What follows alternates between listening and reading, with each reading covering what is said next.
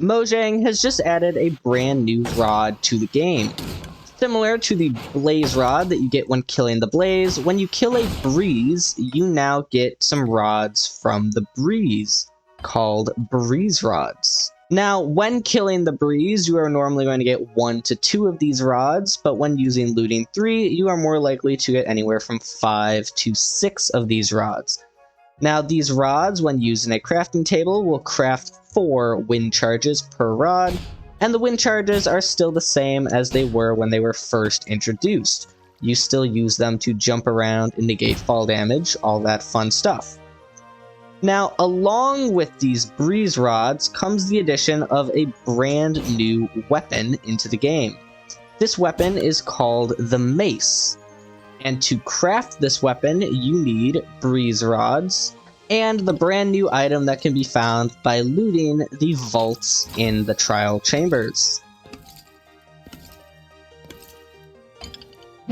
Now, this item is relatively rare. I have just opened 15 trial chambers, as you see here, and not one of them has dropped the brand new item needed to craft the mace. But you do see there are some brand new smithing templates, and the loot table has changed. You will no longer get saddles and horse armor from these. You will now get a lot of enchanted books, actually some pretty decent enchantment books. You can get some pretty good ones. You will also get some brand new banner patterns, brand new pottery sherds, and brand new armor trims.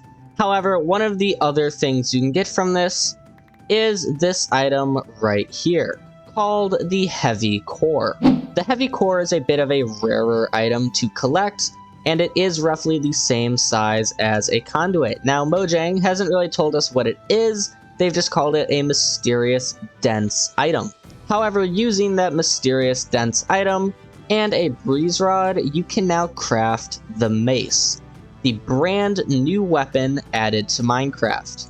Now, the mace has some very unique properties. Starting off with the basics, it does the exact same amount of damage as a plain diamond sword and has a pretty cool looking texture, as you can see right here.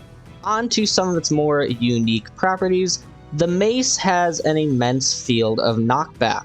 So the farther up that you fall and hit something with, the farther it will knock back items. As you see, the middle one got destroyed, and the inner armor stands went out about 6 blocks or so, while some of the farther ones away went less, but everything in the impact point got spread out.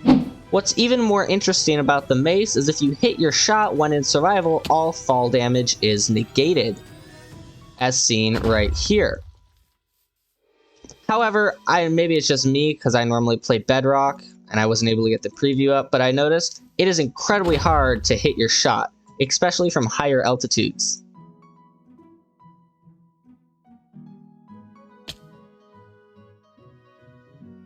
Another interesting fact about the mace is that the farther you fall towards your opponent before you hit them, the more damage the mace does on impact. Meaning that we can very easily one-shot a warden. And of course, just like the normal diamond sword, the mace can be enchanted.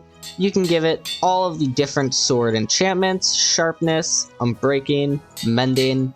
You can give it smite, you could give it bane of arthropods, you could give it fire aspect and looting, absolutely whatever you want on it.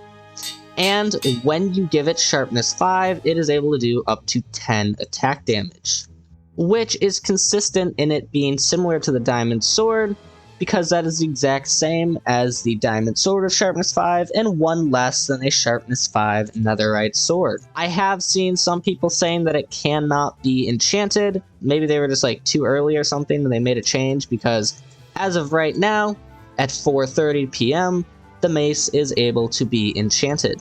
Moving away from the mace and that mess over there, there were some other changes in today's beta/snapshot. For starters, there are 2 brand new armor trims that you can put on your armor. So here we are with the first of the 2 new armor trims, being the flow armor trim. These work just like every other armor trim that was added in 1.20. You go ahead and put it on your armor in the smithing table, and then you can go ahead and do whatever you want with it. Now this is the flow armor trim on the armor right now. This is the brand new purpley one, and it can be only found in the trial chamber vaults, which you unlock with the keys that you get from defeating trial spawners. The second new armor trim is the bolt armor trim. And the bolt armor trim can be found in exactly the same place and the exact same way that you find the flow armor trim. And I gotta say, the bolt armor trim looks really good. I really like the details on this one, and I really like the different bolts that you see on it. Just random dots and pegs on the trim. It makes it look like they actually hammered in some nails or bolts on there, and it looks really good. I really like this one. The flow looks good too, of course, but I gotta say, that bolt is really beautiful. Definitely top 5 armor trims for me. Along with these 2 armor trims, there were also 2 brand new banner patterns. The first of which being this little swirl thing here. This is the flow banner pattern. And the second one is the guster banner pattern, which is a outline of the breeze with its angry little eyebrows. Very, very nice. And here are both of those banners on the shield POV. And beyond that, there is one more really nice addition here, that being the brand new pottery sherds. There is the scrape, which is a axe. There is the flow, which just like the banner pattern is that swirl design. And then finally there is the guster, which just like the banner design is a little breeze. All 3 of these can be found in the trial chambers, but unlike the armor trims and the banner patterns that can be found in the vaults, these will just naturally spawn on the decorated pots that already generate in the trial chambers. Taking a look inside of the trial chambers, you see plenty of decorated pots spawn all around these things, and this is where you will find the new sherds. For instance, there is the flow sherd on a pot, and right here there are 2 different guster sherds. I have not been able to find a naturally generating scrape sherd yet, but this is how you will find them. They too will naturally generate inside the trial chambers. One change that I saw in the changelog and thought was really funny was a change to the breeze. Previously, the breeze breathed out of its feet, and the issue is when it was bobbing in water like it is now, it would drown. So now the breeze breathes out of its eye holes, so that when it's in water, it doesn't immediately drown.